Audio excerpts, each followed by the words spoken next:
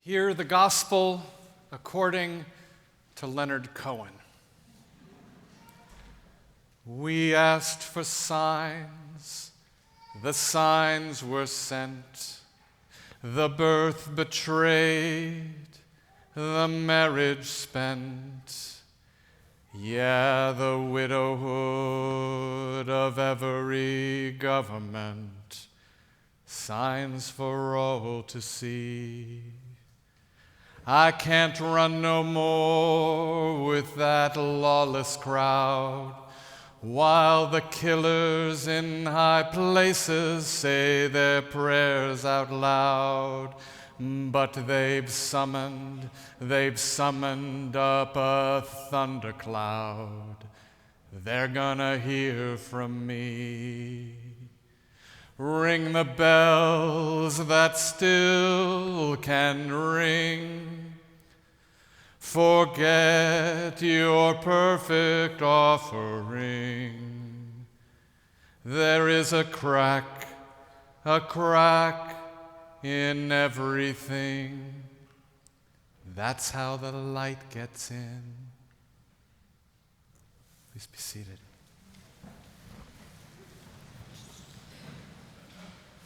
There is a gift when things are so broken, we can no longer pretend they are whole. We pretend that our hearts are not heavy with grief until the tragedy of death undoes us so completely that an entire city cannot help but stop everything and weep. And we feel the healing power of the grief that follows that much love.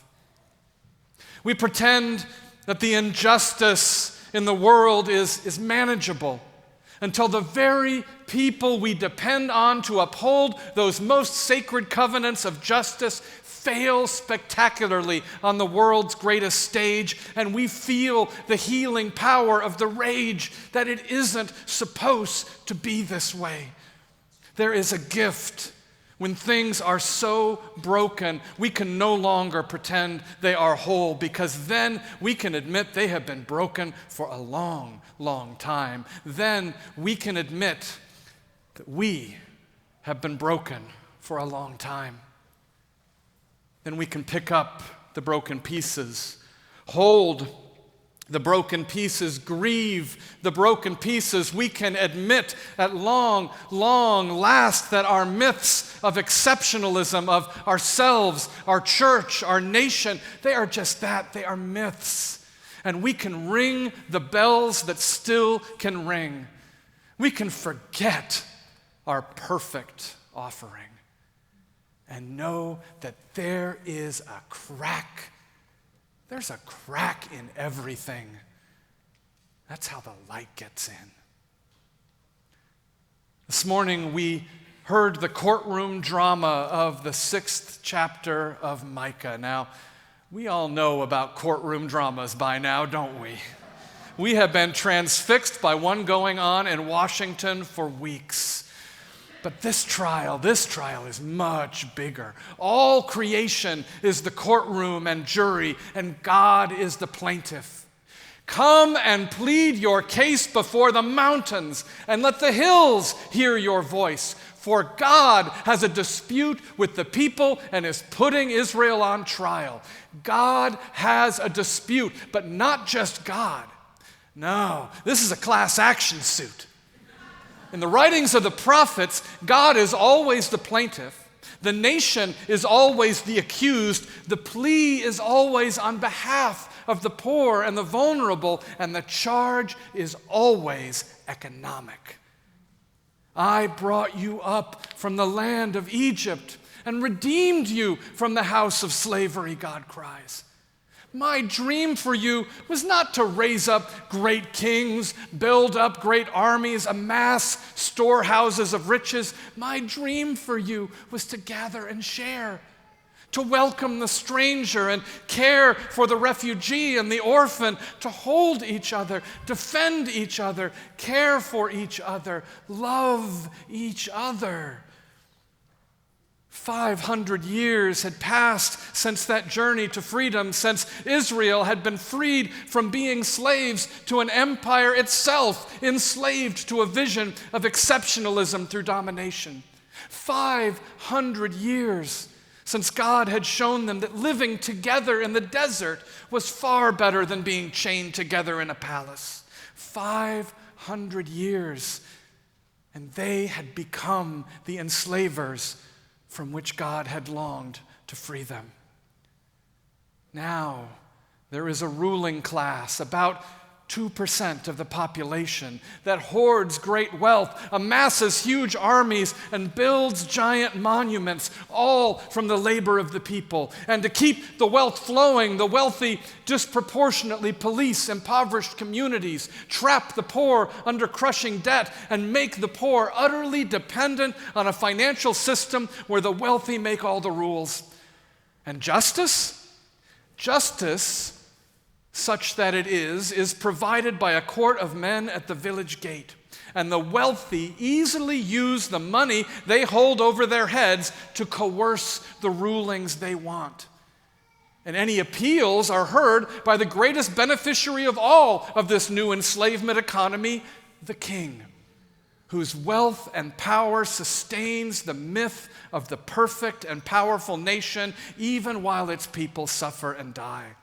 The system is so entrenched that there comes a time where there is no need to hide the rampant corruption behind even an appearance of justice. Political leaders know they are so powerful they can get away with whatever they want. Does any of this sound familiar? And so Micah laments. Micah laments then, and Micah laments now. Alas, for those who devise wickedness and evil deeds on their beds. When morning dawns, they perform it because it is in their power. They covet fields and seize them, houses and take them away. They oppress householder and house, people and their inheritance. Its rulers give judgment for a bribe. Its priests teach for a price. Its prophets give oracles for money. Yet they lean upon the Lord and say, "Surely the Lord is with us. No harm shall come upon us." The rich get richer by making the poor poorer, all the while claiming they are making the nation great again and that God is on their side. The killers in high places say their prayers out loud, and they bring before God their perfect offering, an offering that will show God how great they are. Thousands of rams stolen from the poor in tribute. 10,000 rivers of oil the people are forced to grow while their families starve. They pray, God, receive this offering of our perfection as the greatest nation in the world. And God's response to the offering is deep, deep lament. God laments, "My children, do you think the anguished cries of these, my children, are a choir sweet to my ears?" God cries in agony, "I brought you out of enslavement for freedom, and now you have enslaved one another." There is a gift when things are so broken we can no longer pretend they are whole. When we call enslavement freedom, when we call suffering prosperity, when we call corruption justice, when we call lies the truth, there is a gift when things are so broken we can no longer pretend they are whole, because then we can admit that they've been broken for a long time. Then we can admit we have been broken for a long time. And we can feel the healing power of the grief of all that has been lost. And we can feel the healing power of the rage that it's not supposed to be this way. There is a gift to knowing that we are broken, because then we can begin to heal. Because brokenness is nothing to fear. It's how the light gets in. Now, it's been going on 3,000 years since Micah wrote these words, and yet I swear they could be an op-ed in this morning's Times. Micah reminds us that the courtroom drama taking place in the well of the Senate is but a proxy for a greater and more ancient trial, where the courtroom is the mountains and hills, the oceans and the streams, where God is the plaintiff on behalf of the most vulnerable among us, including the very creation itself, where the accused is not just a president who would be king, because our brokenness did not just happen in the last 3.5 years. The accused is the nation. The accused is always the nation. God is always the plaintiff. The nation is always the accused. The plea is always on behalf of the poor and the vulnerable. And the charge against the nation is always, why have you enslaved one another? All of this has happened before. Our current battle over impeachment is nothing new. It is the human struggle with our own brokenness that has endured throughout history, the choices every civilization and community makes. Will we fragment from one another as we hoard? Or will we rejoice together that God provides enough if we share? Will the few prosper at the expense of the many, or will we welcome the stranger and care for the refugee and the orphan? Will we enslave each other, incarcerate each other, find new ways to reforge ancient shackles? Or will we hold each other, defend each other, care for each other, love each other, knowing that our deepest joy is that God binds us each to the other? Micah reminds us that impeachment, however justified, is really our seeking of a sacrificial atonement for the sins of the nation.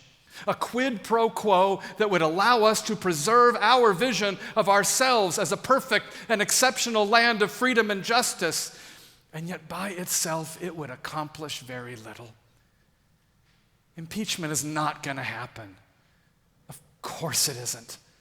We elected Trump because he is sign and symbol of what we have become, and nations never render judgment unto themselves.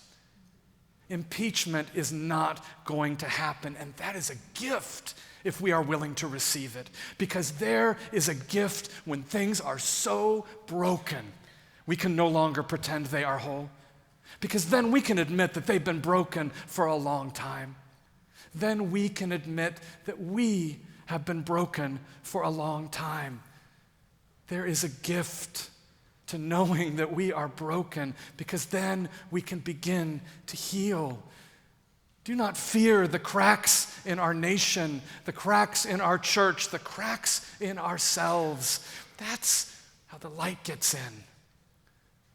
So this week when the ruling comes down, together let us just gaze on those broken pieces. Let us pick up the broken pieces. Hold the broken pieces. Together, let us grieve with deep abandon the broken pieces. Together, let us admit at long, long last that our myths of perfection, of exceptionalism, are just that. They are myths. And then together let us listen once more to the word of God lovingly given to us on the lips of the prophet Micah. Listen here, mortal. God has already made abundantly clear what good is and what is required of you. Simply do justice, love kindness, and walk humbly with your God. Democracy, freedom, justice, love, none of these are dead. All of these live in our hearts.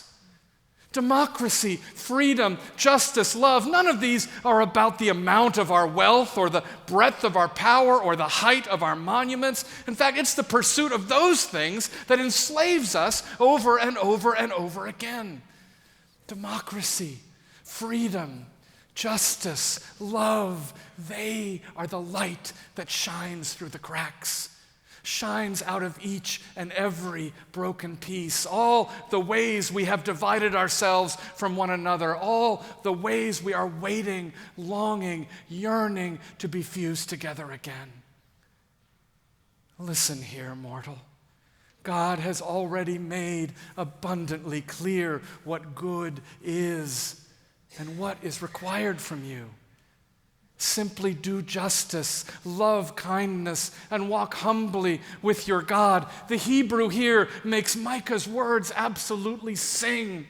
Do justice, justice, mishpat, not retribution, but restoration. A community committed not to being wealthy, but to being one. One people, wildly imperfect, under God, loved just as we are. And how do we become that? Love, kindness, chesed, loyalty, and intimate devotion. Justice lives as we transform enmity into proximity and hold one another in empathy. Make space for one another's lives and stories. Bind our futures and fortunes together. Walk humbly with God. Humbly, anava, which means become poor. We leave the myth of the palace and we walk with the revolutionary Jesus to the streets, the shelters, and the internment camps, to the places in each of our hearts where we cry silently and alone. You see, to heal the brokenness, we got to name the brokenness, embrace the brokenness, gather at the brokenness, for it is in the places of deepest brokenness that together we will be made whole. As humanity, we've been here before, and God is still with us. God's faithfulness to us is eternal. God is still with us, lovingly chastising us and yearning to deliver us once again from the enslavement in which we have bound ourselves, the enslavement in which we have bound one another. We are not hopeless or rudderless. We have been here before, and we know what to do. God has already made abundantly clear what good is. We can no longer pretend this nation isn't broken. We can no longer pretend that we aren't broken. We asked for signs, the signs were sent. The birth betrayed, the marriage spent. Yeah, the widowhood of every government. Signs for all to see. And so together we can sing with deep conviction, we can't run no more with that lawless crowd. While the killers in high places say their prayers out loud, but they have summoned up a thundercloud. They're going to hear from me.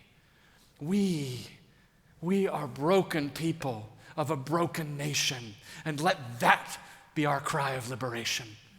For we have never been more deeply loved as we are by a God who has been through this with us as a human family countless times before. The economy of fear hasn't won. The economy of love is just getting restarted. The myth of the perfect offering has been exposed for the lie it has always been, and we are here to sing that truth. They've summoned up a thundercloud, and they're going to hear from us. Mishpat, chesed, anava, do justice, love kindness, walk humbly, embrace our brokenness, grieve our brokenness, give thanks for our brokenness, ring the bells that still can ring, forget your perfect offering. Remember, there is a crack in everything. That's how the light gets in. Amen.